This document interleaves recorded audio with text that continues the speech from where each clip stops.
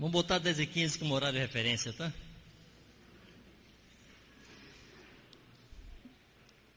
Eu não vou pedir para bagunçar agora para não gastarmos mais tempo, mas eu preferia que fizéssemos um rodão e eu sentasse junto com vocês aí.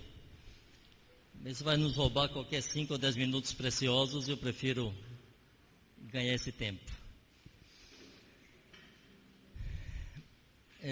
Quando eu pedi para estar com vocês, é porque eu venho sendo meio consumido nos últimos anos por um senso de urgência na transferência ou no repassar de responsabilidades que nos foram confiadas. A figura de uma corrida de revezamento serve para ilustrar um pouco o que vai no meu coração. Vocês sabem como funciona uma corrida de revezamento? 4 por 100, os que gostam de ver Olimpíadas aí. Uma equipe de 4 atletas começa a corrida e depois de 100 metros, depois de cumprir a etapa que ele compete, ele precisa passar o bastão ao seguinte, que vai correr mais 100 metros e passar ao terceiro, que corre mais 100 metros, que passa ao último e que chega à reta final. Quando nós olhamos para gerações de discípulos na casa de Deus, essa figura cai como uma luva. Em algum momento da minha carreira, servindo ao Senhor, eu recebi um bastão. Eu recebi uma incumbência. Eu fui tomado de um senso de responsabilidade que havia algo que eu teria que cumprir. E era intransferível. Isso me ocorreu há precisos 38 anos atrás, quando eu tinha 18 aninhos e fui encontrado por Jesus. E tive a minha vida revolucionada, meus valores revolucionados, e eu entendi que eu tinha uma carreira pela frente.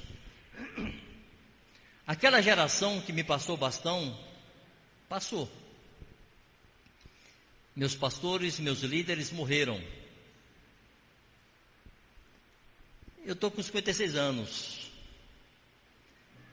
Eu estou correndo com um bastãozinho na mão e olhando para saber quem está correndo à minha frente para que eu possa passar. Porque o atleta que recebe o bastão, ele não está tranquilamente sentado, comodamente, confortavelmente. Ele já se aqueceu bastante e quando o seu colega se aproxima, ele sai disparado, ele sai correndo. Ele precisa tomar o bastão já em plena corrida. Ele não pode receber aqui para tomar impulso, ele corre antes, ele já recebe correndo. E eu fico me perguntando, que jovens estão correndo à minha frente para tomar esse bastão? Porque assim, amados, se tudo correr bem, ninguém me mata antes, eu não morrer antes, por qualquer motivo, daqui a 20 anos é fim de carreira para mim. 76 anos, o velhinho já está bastante diminuído no seu ritmo. Eu tenho 56, mas levo uma vida de doido. Eu durmo média de 5 horas por noite. 6, quando durmo 7 é uma felicidade. E não é porque estou jogando videogame ou assistindo filmes. Eu durmo pouco porque tenho poucas horas para dormir. Porque há muito serviço a fazer. Eu não sei como é que vocês projetam a vida de vocês daqui para frente. Jovens têm mania de achar que coroa tem uns papos diferentes, né? Mas, todo tio um dia foi sobrinho. Há uma marca da juventude. Não é o que eu quero explorar, mas convém citar, só para vocês saberem que algumas coisas que vão em suas mentes e corações existem desde os tempos de Noé e Salomão. Eclesiastes 11:9 diz assim: alegra-te, jovem, na tua juventude, e recreie-se o teu coração nos dias da tua mocidade. Anda pelos caminhos que satisfazem ao teu coração e agrada aos teus olhos. Salomão está dizendo que há um tempo na juventude que nós queremos fazer isto. Fazer aquilo que agrada aos nossos olhos e satisfaz ao nosso coração. Ele só conclui depois dizendo assim: sabe, porém, que de tudo isso Deus te pedirá conta. Faz o que quiser, mas você dará conta do que você fez com o seu tempo. Quando Paulo escreve a Timóteo, Timóteo era um jovem evangelista, solteiro, mas era um homem que tinha autoridade sobre presbitérios. E aqui eu me dirijo de forma específica aos varões. Às vezes os homens jovens da igreja demoram a desenvolver um tipo de afirmação ministerial e espiritual porque se julgam de pouca idade. Mas Timóteo tinha pouca idade. Timóteo era solteiro, inclusive. E nas instruções que Paulo dá para ele, inclui estabelecer salário de pastores, disciplinar pastores e estabelecer pastores. Ele era um evangelista. A pergunta é: esse tipo de envolvimento com a obra de Deus aquece o coração de vocês? Aqui especificamente os varões. Mas Paulo sabia que, a despeito de Timóteo ser um homem vestido de tanta autoridade, tanta responsabilidade, ele era jovem, e é uma marca dos jovens sobre a qual Paulo adverte Timóteo. Ele diz assim, 2 Timóteo 2:22, foge também das paixões da mocidade. Eu não creio que Paulo aqui está preocupado com as paixões no sentido de enamorar-se, de apaixonar-se por uma linda donzela qualquer. Não era disso que Paulo estava se referindo aqui. Ele estava querendo dizer, assim, Timóteo, eu sei que os jovens fazem tudo apaixonadamente. Segura isso. Seja sóbrio. Considere seus caminhos, eleja bem seus caminhos, decida com sobriedade, decida sobre conselho, não se mova no impulso da mocidade, é o que ele está falando.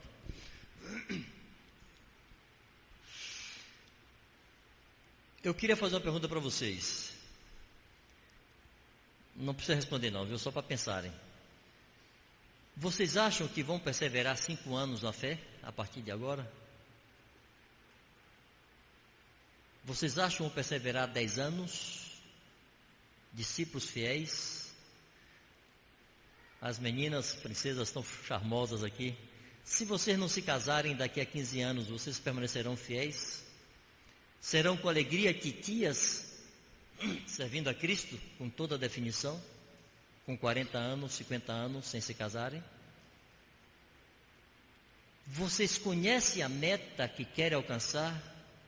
E corre com definição nessa direção?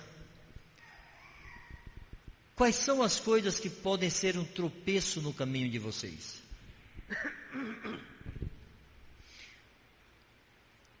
Aqui só um parênteses pequeno para as meninas. O ano passado eu fiz encontro lá em Salvador com quase 100 moças, entre 27 e 50 anos, solteiras. Como eu gostaria que as adolescentes convivessem com algumas daquelas meninas. Algumas delas têm 30 anos de fé. Não sabem o que é um beijo. Não sabem o que é o abraço de um homem. Não conhece o carinho masculino. Com os dentes na janela, sorriso de orelha a orelha. Sem complexo, sem trauma, sem recalque, realizada em Jesus. Obrigado, companheiro. Já me ajuda.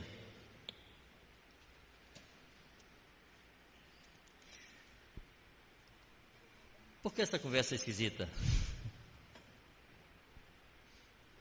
Faz parte da geração, a cada geração que antecede outra, sinalizar o caminho. Faz parte das nossas responsabilidades, obrigado, companheiro, sinalizar o caminho para vocês. Em 2004, eu tive uma conversa com o Ivan Baker. Eu iria embora para o Marrocos no ano seguinte, no início de 2005. Ele estava muito enfermo. Eu imagino que vocês conheçam e saibam quem foi Ivan Baker, a maioria pelo menos. É o homem a quem tributamos toda a herança que recebemos de entendimento do reino de Deus, como hoje nós concebemos e cremos, recebemos dele. Ele estava muito enfermo. Eu sabia que se eu fosse embora para o Marrocos eu nunca mais o veria, e eu dei um jeito de ir lá na Argentina só para ver Ivan Baker. Eu queria suas mãos sobre a minha cabeça, eu queria seu conselho, eu queria ouvir aquele que abriu caminhos para nós. O que é que eu podia guardar daquele tipo de homem que era o meu modelo? E começamos a conversar. Ele falava 3 minutos, cochilava 2. Ele sofria de Parkinson, tomava medicamentos fortes. Desculpem, viu? Alguém de expectorante aí? Ele disse assim: Ivan, você não sabe, mas você é muito amado no Brasil. Você tem filhos, tem netos, bisnetos, tataranetos. Gente que nunca te viu, que nunca te ouviu, sequer uma pregação sua num cassete ou num CD,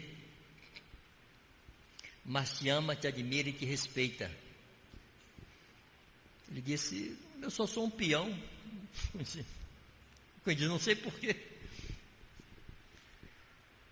Assim, Ivan,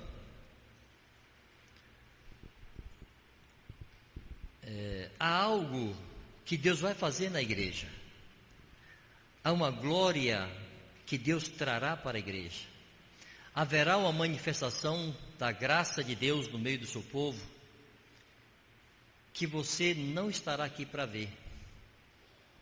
Você não vai viver para testemunhar o que Deus vai fazer no meio da igreja. Mas eu quero te dizer que se você não tivesse feito entre nós o que você fez, Deus não faria nesse tempo o que Ele fará. E eu quero te dizer que nós assumimos a responsabilidade de não permitir que o mato tome conta dessa estrada que você abriu. Nós vamos manter esse caminho aberto e vamos ampliá-lo. Nós vamos valorizar essa herança que recebemos. Vocês não conseguem medir a angústia que vai em minha alma ao imaginar que esse caminho pode ser fechado se vocês não tomarem esse bastão e garantirem isso. Mas eu não sei se vocês se dão conta dos tempos que lhes esperam. Amados, lhes espera tempos muito difíceis. Muito difíceis. As coisas no mundo estão afunilando, não vão ficar melhores. Esse mundo jaz no maligno, esse mundo tem um príncipe, e todos os governos, quer de direita, quer de esquerda, vão concorrer para dificultar a vida da igreja. Vou dar pequenos exemplos. Soube outro dia que no Canadá e alguns estados, um homem não pode chamar a sua mulher de esposa, porque é discriminação contra aqueles que não são casados. Tem que chamar de parceira. Aí eu vou para a cadeia, que minha mulher nunca vai ser minha parceira, é minha esposa. Eu a elegi para ser a minha esposa. Não é uma parceira de um programa. É a única mulher da minha vida, há 35 anos. e vai ser assim até a morte. É um país cristão, berço do metodismo nas Américas. O padre Marcos estudou no Canadá, quando mais jovem, e lá ele ouviu uma história, diziam assim: se no inverno, olhe no mapa, o Canadá está lá colado no Polo Norte, boa parte daquele país é gelo o ano inteiro. Aí diz assim: se em uma noite de inverno você ouvir algum barulho na rua, ou é um urso ou um pastor metodista pregando. Esse país que os pastores saíam nas noites de inverno para pregar no meio da rua, hoje diz que o marido não pode chamar sua mulher de esposa. Não é comunismo, não é essa loucura que tentou se instalar aqui no Brasil e está espalhada pelo mundo, não é aquela mentalidade anticristã na sua raiz e conceito, é a mentalidade do politicamente correto. Não pode ferir ninguém, não tem certo, não tem errado, não tem bom, não tem ruim, não tem luz, não tem trevas, nada é absoluto. Há uns 5 anos atrás, estive no Rio de Janeiro para visitar um irmão. Chego em uma pracinha, em frente à casa dele tinha uma praça, e um casalzinho sentado na praça. Esses bancos sem recosto, sentados um de frente para o outro, em um quadro, para mim, deprimente, de intimidade física ali, pública. Eu olhei para aquilo e disse: não é possível. Tirava a cara, olhava de novo, tirava a cara, olhava de novo, disse: eu vou ter que encostar. Eu não vou ficar aqui assistindo um quadro desse. Me armei daquele espírito mais manso de bom tio, encostei, abracei os dois e disse: estava aqui olhando vocês, me permito aqui interromper esse romance, mas sabe, eu estou casado há 30 anos e sei que a intimidade física é para a intimidade, é trancado num quarto. Isso aqui é feio, é agressivo, é desprezível. Você está expondo sua menina aqui de maneira ridícula. E o camaradinha com aquele cabelo de alá Neymar, mascando chiclete, me olhava assim com a cara de tô nem aí. E disse: ó, velho, e se essa menina é minha filha, você ia tomar uma broca no pé da orelha que você ia comer, você ralando a cara pelo chão. E lá ele seguiu. É um absoluto despudor. Estamos nos acostumando com isso e já não nos agride, não nos ofende. Meus netos vão crescer em um tempo em que lhes parecerá normal homem agarrado com homem, mulher agarrada com mulher. Não vai ferir aos olhos deles e me desespera. Que possamos ter uma geração que não consiga mais reagir e se indignar com o pecado. Que considere que é normal. Eu fiz uma catequese com meus filhos desde pequeninos. Sim. Há uma diferença entre o que é comum e o que é normal. Comum é aquilo que todos começam a fazer. Todos fazem, então é comum. Mas não é normal. O normal é ser santo. E a pergunta é: vocês estão dispostos a sustentarem esse tipo de santidade com confiança, ousadia, em qualquer circunstância? Estão dispostos a serem ridículos, a passarem por doidos, por gente retardada? Amados, lá se vão mais de 40 anos, ou melhor, quase 40 anos, 38 anos, meu tempo de escola, eu recém-convertido. Quando falar de sexo ainda era tabu, não era coisa assim que se fazia explicitamente, como hoje se ensina para criança de 8 anos como é que é uma relação sexual nas escolas. naquele tempo era tabu, e os colegas estavam conversando sobre o assunto, eu encostava, ele dizia assim: não, irmão, aqui não é coisa para você não. Eu disse: por quê? Aqui a gente está falando de mulher e tal. Eu disse: não. Entrava na conversa de propósito, para provocar. E começava aquela zombaria, aquela conversa enrolada toda. Uma vez eu disse para eles: rapaz, você não tem vergonha de ser um sem vergonha? Você acha que eu vou ter vergonha de ser santo? Você é abestalhado? Você é bobo? Por que ter vergonha de ser santo? Por que não diz: não, eu não namoro não? Um jovem de 25 anos diz assim: rapaz, eu sou virgem. Eu dizia para eles: ó, velho, eu sou virgem, Donzelíssimo da Silva é meu sobrenome, sexo é só para o casamento, eu tenho uma noivazinha que vou me casar com ela e tal, não tem nada disso. Se não temos uma postura de enfrentamento,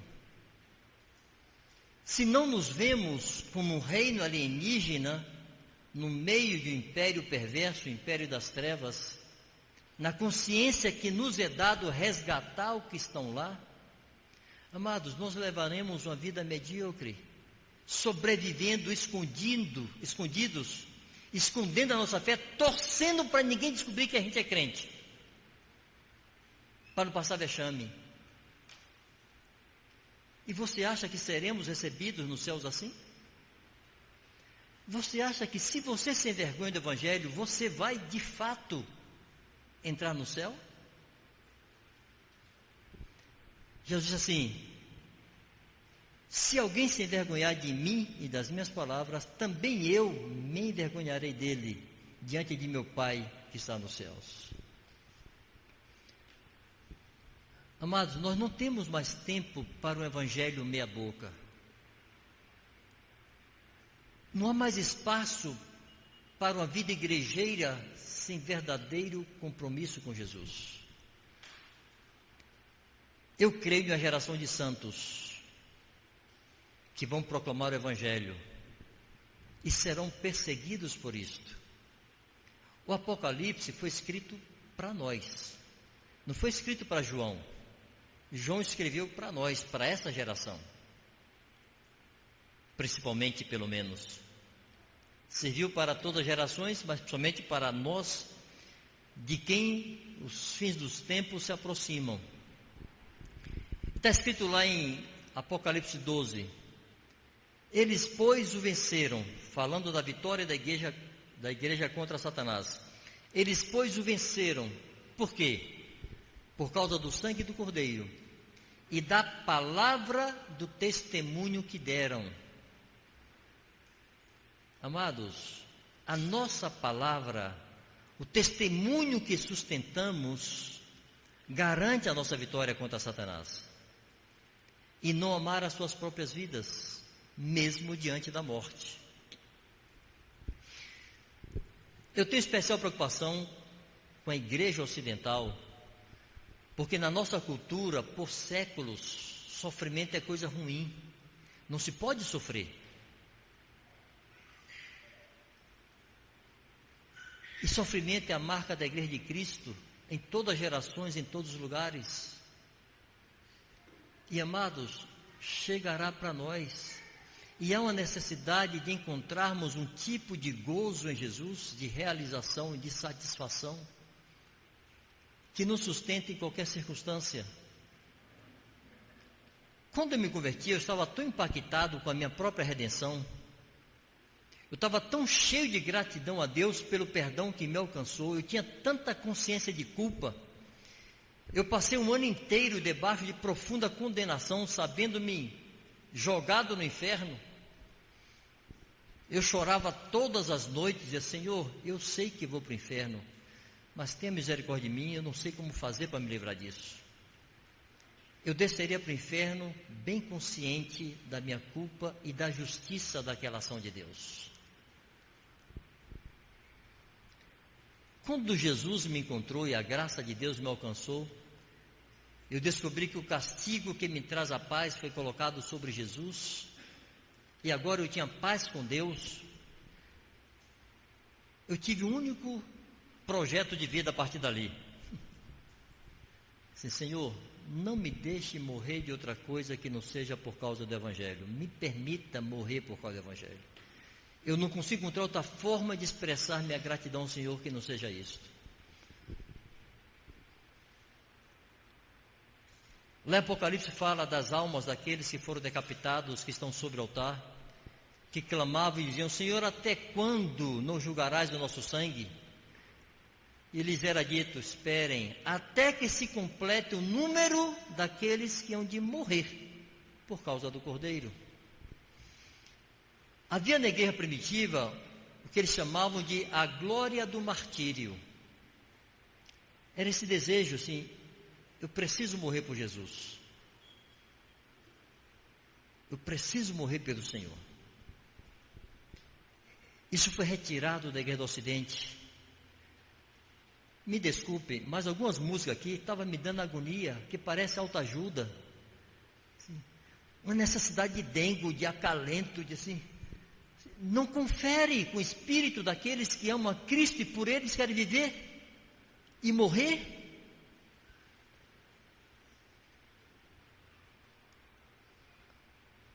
Eu sei que é uma musiquinha que agrada a alguns, mas não lhes parece uma coisa assim meio...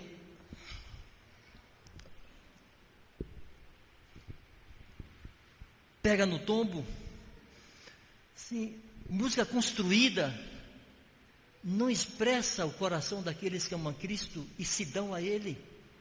Discípulos de Jesus não são coitadinhos, não são pobrezinhos, necessitados de um acalento, senão vão ficar desesperados. São filhos de Deus, sacerdotes de um reino eterno, embaixadores dos céus, colocados na terra para resgatar perdidos.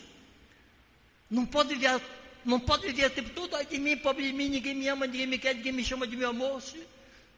Jesus me ama e basta. E vivemos para adorá-lo. Mas nossos cânticos, adoremos a Jesus. Cultuemos a Jesus. A música da igreja não pode ser voltada para o discípulo, voltada para o Senhor, adorá-lo.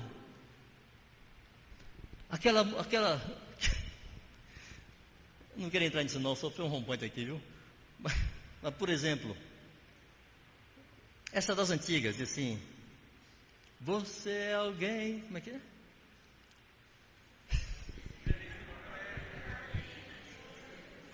Me dá agonia ouvir aquela música. É um lamento, você tem que convencer, você é alguém, você é importante.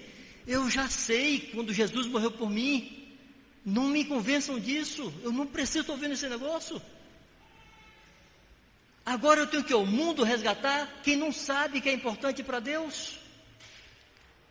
A igreja não pode ficar rodando em torno de si, chorando, dores que quase nem existem. Vou lhes falar uma coisa, irmãos. Você se lembra daquele vídeo, quando os cristãos egípcios foram degolados às margens do mar Mediterrâneo, na Líbia?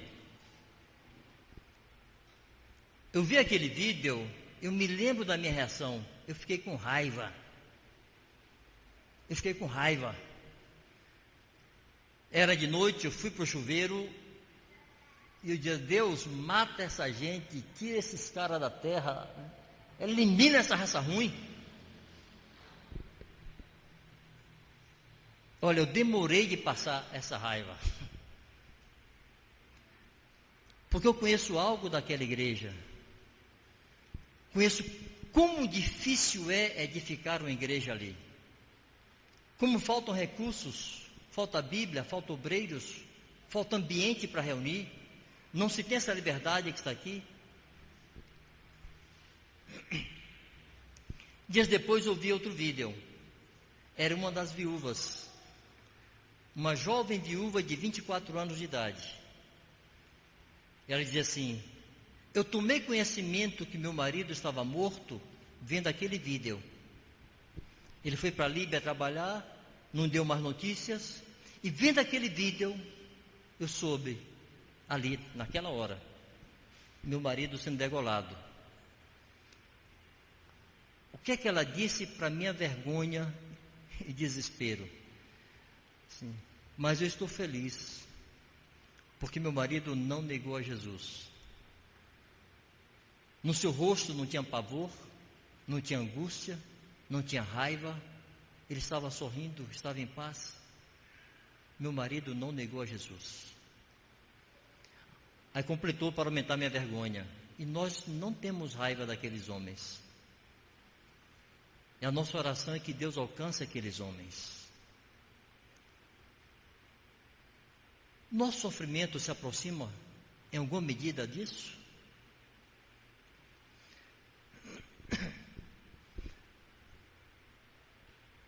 Estamos recebendo aqui em maio um casal que vem do Egito. Ele é egípcio, casado com uma americana. Gente queridíssima. Um jovem casal, ele tem 33 anos, ela tem 34. Esse moço, algumas vezes no ano, ele entra na Eritreia para levar Bíblias contrabandeadas, correndo sério risco de vida. Sabe o que eles vêm fazer no Brasil? Eu fico desesperado quando penso nisso, porque eu acho que eles estão equivocados. Eles querem ver uma igreja que funciona de verdade, porque lá ele acha que não tem. Eu fico dizendo, Andro, você... acho que nós temos mais a aprender com você do que você aprender conosco. O que eu quero lhes dizer, irmãos, nós fora nada, somando tudo,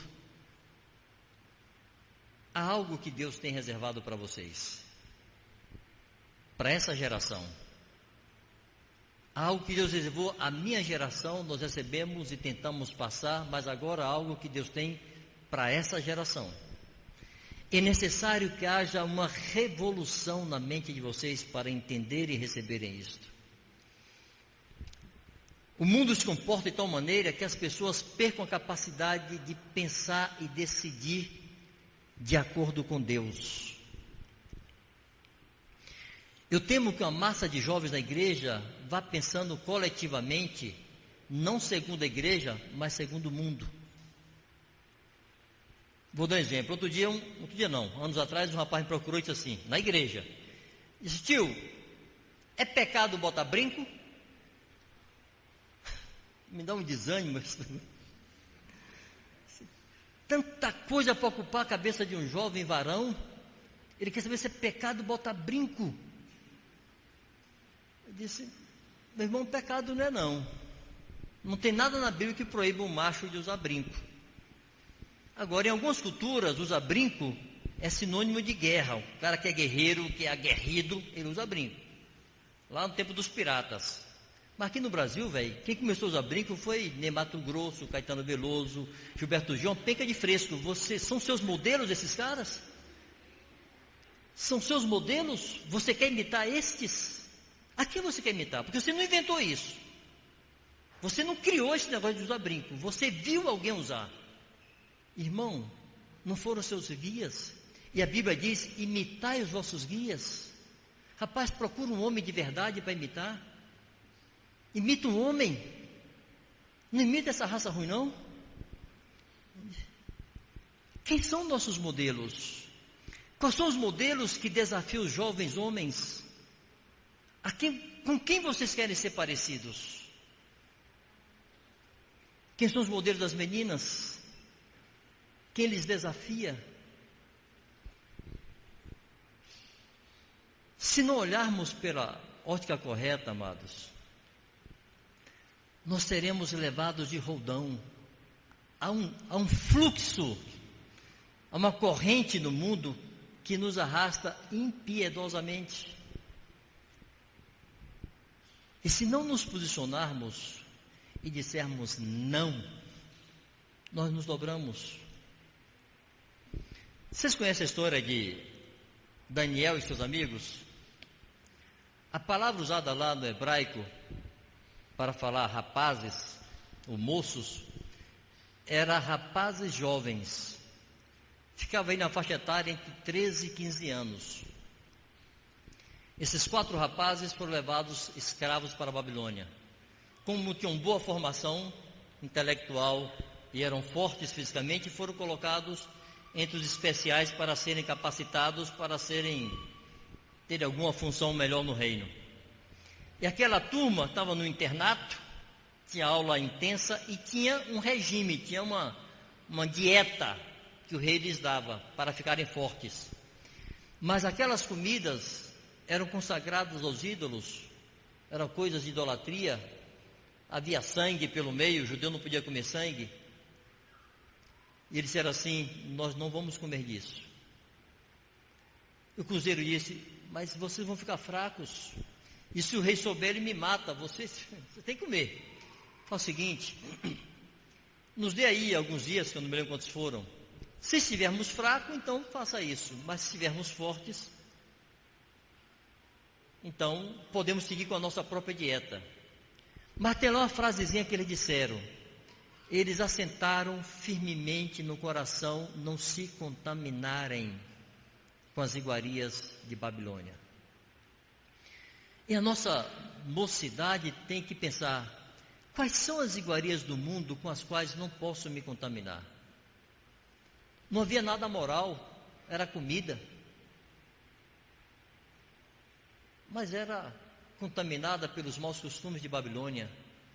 Há uma série de coisas, amados, que em si mesmo não são pecaminosas, mas não apontam e não cooperam para uma plena consagração ao Senhor, que distrai, que tira o foco, que aqueles garotos tinham algo de profundo em seus corações, havia profundidade na sua fé, havia profundidade no seu compromisso com Deus. Aquela prova inicial na sua adolescência serviu para sustentá-los quando já adultos ou quase adultos, um pouco mais velhos. Nabucodonosor erigiu aquela estátua e exigiu que todos se dobrassem, e chamou todos os seus príncipes de todas as suas províncias do mundo. Quem estava ali naquela praça não era a plebe, quem estava naquela praça eram os príncipes e ministros de Babilônia, e quando tocasse a trombeta eles deveriam se ajoelhar. E todos se ajoelham, e 3 guri em pé.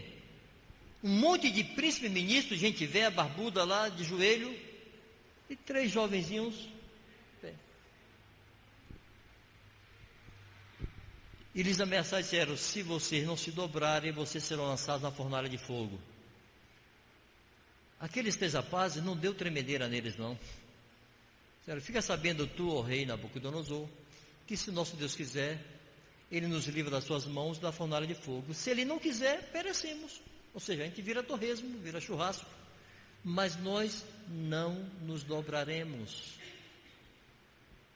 Não nos dobraremos.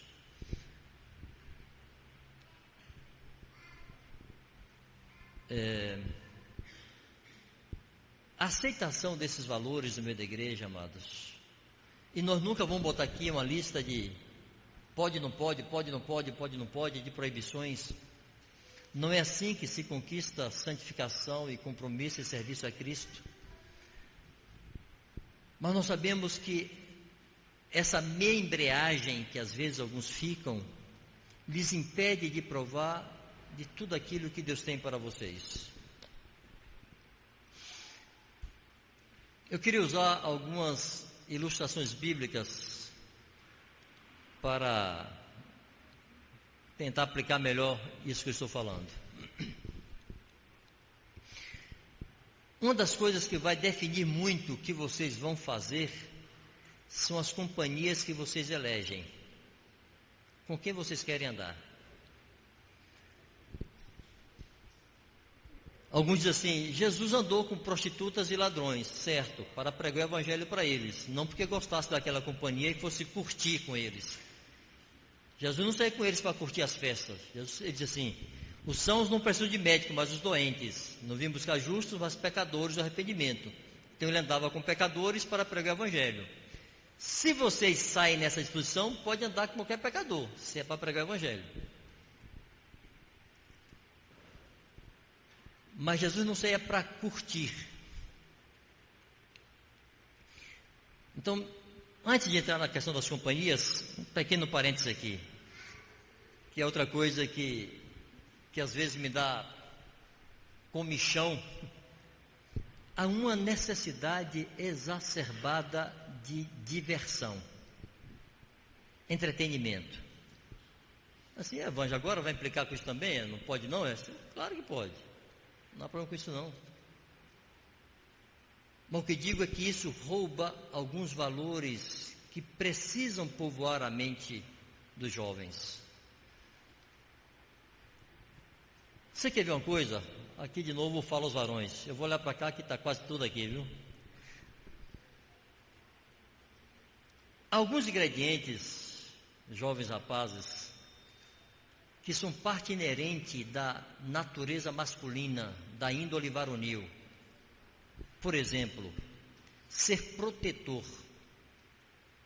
Faz parte da índole varonil. O homem que não se inclina para isso, ele não se dá conta, ele está perdendo características masculinas originais. Ser protetor, ser gentil, querer ser herói, no sentido legítimo da palavra, de sofrer dano para fazer bem a alguém, faz parte da natureza masculina. Hoje é raríssimo ver um homem ceder o lugar para uma mulher, para sentar. Irmãos, se darem ao cuidado de tomar a sacola da mão de uma moça, de entrar na porta na frente da veinha, seu maior pudor, não se dão conta da grosseria que é isso. E não se dão conta que estão se descaracterizando como homem, de se saberem responsáveis pela segurança, pela proteção, pela provisão, e querem se divertir. Me lembro de uma vez conversando com uma garotinha que nasceu e cresceu na igreja, estava se metendo em caminhos muito terríveis, e ela disse, mas eu preciso me divertir. Disse, que coisa rasa. Imagina Sadraque, Mesaque, Abednego e Daniel querendo se divertir. Como se a vida dependesse de alguma diversão. Quantos famosos que levam a vida se divertindo e é alvo de inveja de tantos, se matam com overdoses aí? Não há prazer nisso, não há satisfação nisso. Há um tipo de alegria, amados, que só se encontra no serviço abnegado, no serviço sacrificial, em prol de outros. Essa foi a marca de José, essa foi a marca de Davi, essa foi a marca de Sadraque, Mesaque, Abednego, foi a marca de Daniel, foi a marca de Timóteo. São jovens que precisam ser inspiração para vocês. Foi a marca de Jesus, que aos 12 anos queria cuidar das coisas de seu pai. E para as meninas, vocês conhecem a história de Ruth? Depois vocês pegam o livro de Ruth e podem dar uma lida. Vou dar uma resumida na história para vocês, viu? Há uma frase que Ruth disse para sua sogra, e que as noivas costumam dizer para os noivos e os noivos para as noivas na cerimônia de casamento. Mas ali não foi uma declaração de amor de um homem para uma mulher e vice-versa.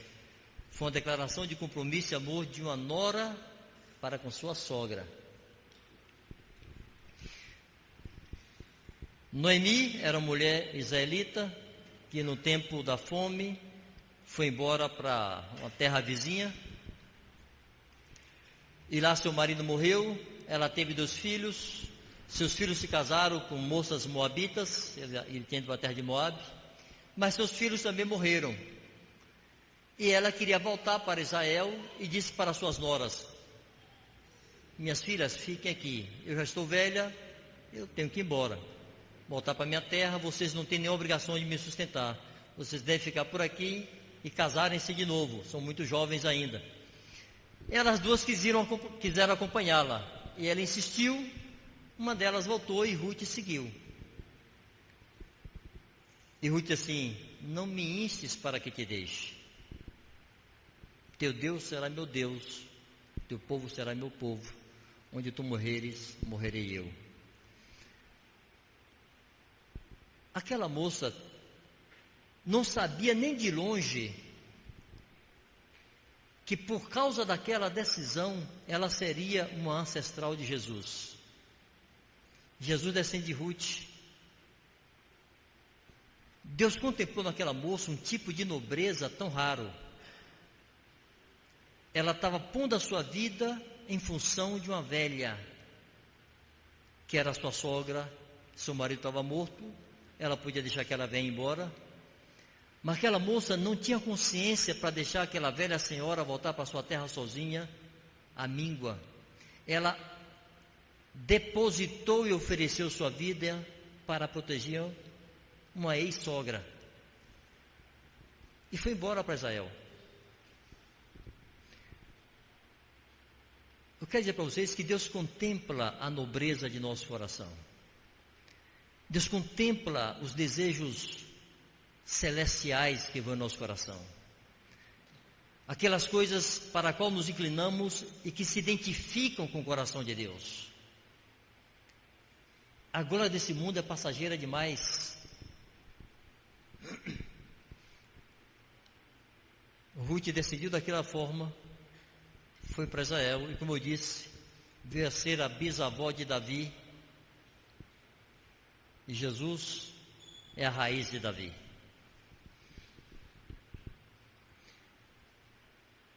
Nós temos, amados, um tipo de inclinação natural, humana, de necessidade de reconhecimento, de aceitação, de projeção, de afirmação. Mas para aqueles que servem a Jesus, essa coisa tem que ser crucificada e negada, para que nós não troquemos valores eternos por coisas transitórias. E os que seguem a Jesus apontam para a eternidade.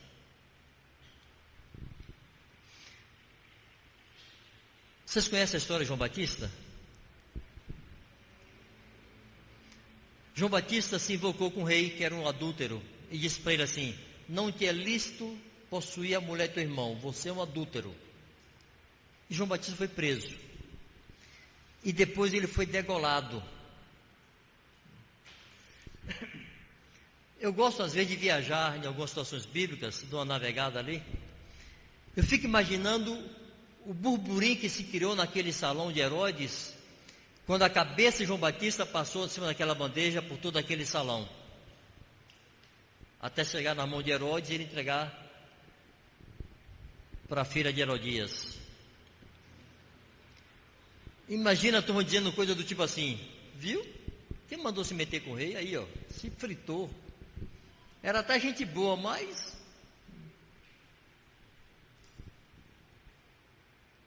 esse é o conceito e a avaliação humana imediata. Qual era o conceito de Jesus sobre Herodes e sobre João Batista? Quanto a Herodes, Jesus diz assim: diz aquela raposa. Para Jesus, aquele rei não passava de uma raposa. Mas quanto a João Batista, ele disse: dos nascidos de mulher, ninguém é maior do que João Batista. Como será no dia do Senhor? Quando comparecerem diante do tribunal João Batista e Herodes, qual é a honra que permanecerá?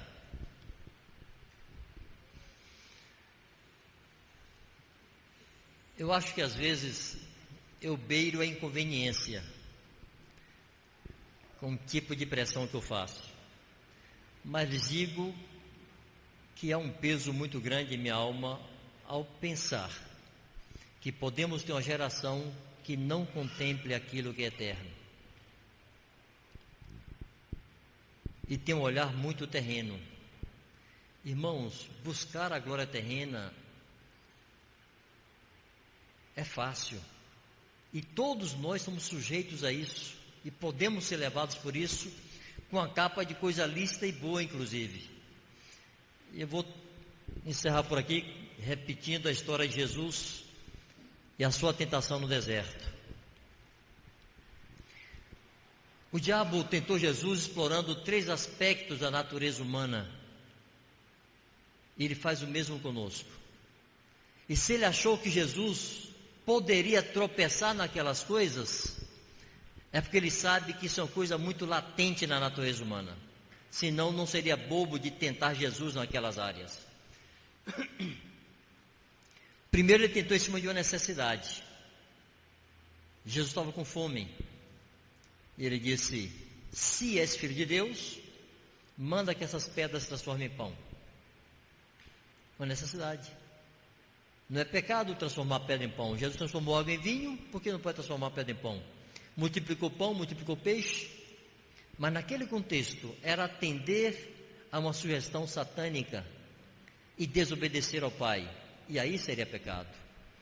Quanta gente tem lançado mão do ilícito por causa de uma necessidade? Mas eu precisei. O diabo vai explorar isto.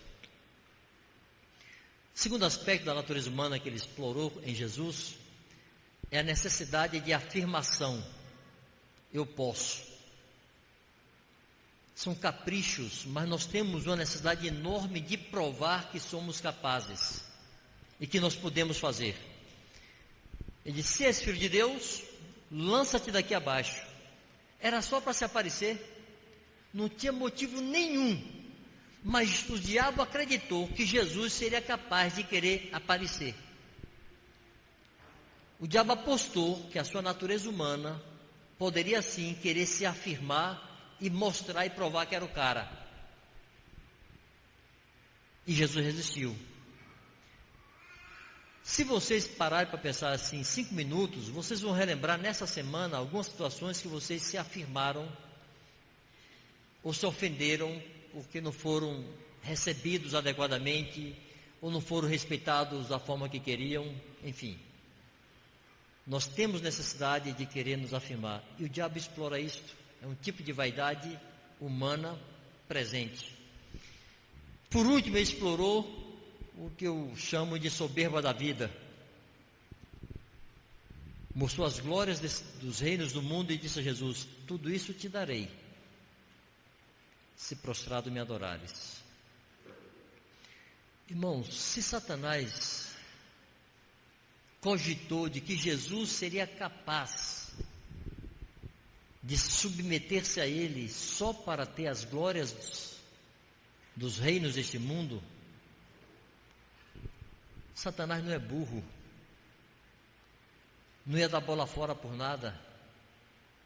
Aquelas tentações foram planejadas, arquitetadas minuciosamente. Ele foi no ponto certo. Não se iludam, nós poderemos nos dobrar para ter algum tipo de glória e reconhecimento. Bom, como concluímos isto?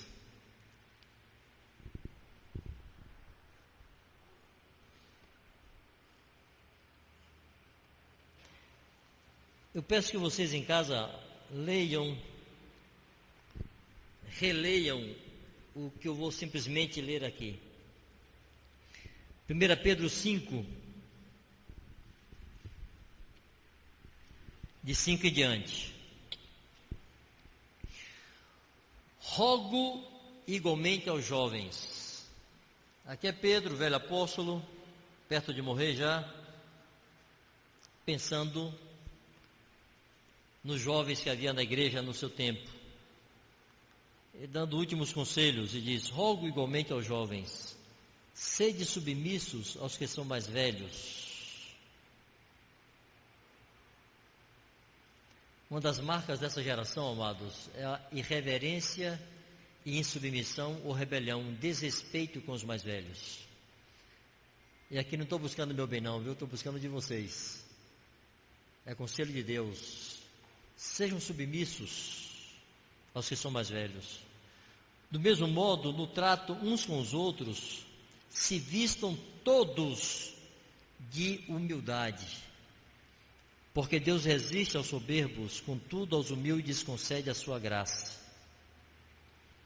E não é bastante ser humilde, no sentido de ser simples e não ser muito soberbo, é necessário humilhar-se, ou seja, sofrer humilhação. Humilhai-vos, portanto, sob a poderosa mão de Deus, para que Ele, em tempo oportuno, vos exalte. Lançando sobre Ele toda a vossa ansiedade, porque Ele tem cuidado de vós. Sede sóbrios e vigilantes.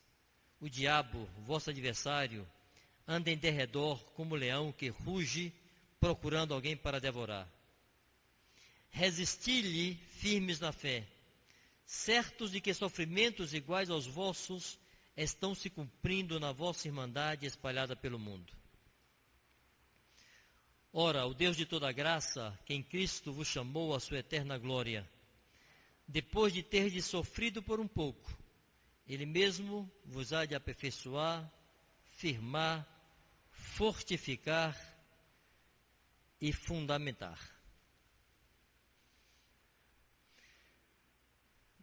Desculpe a correria e a pressão.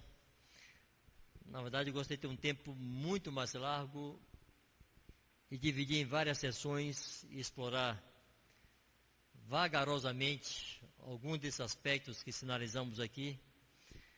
Mas ficou assim uma saladona com uma nota de advertência, de um apelo, de um desafio, aquilo que Deus tem para confiar a vocês, e de ânimo,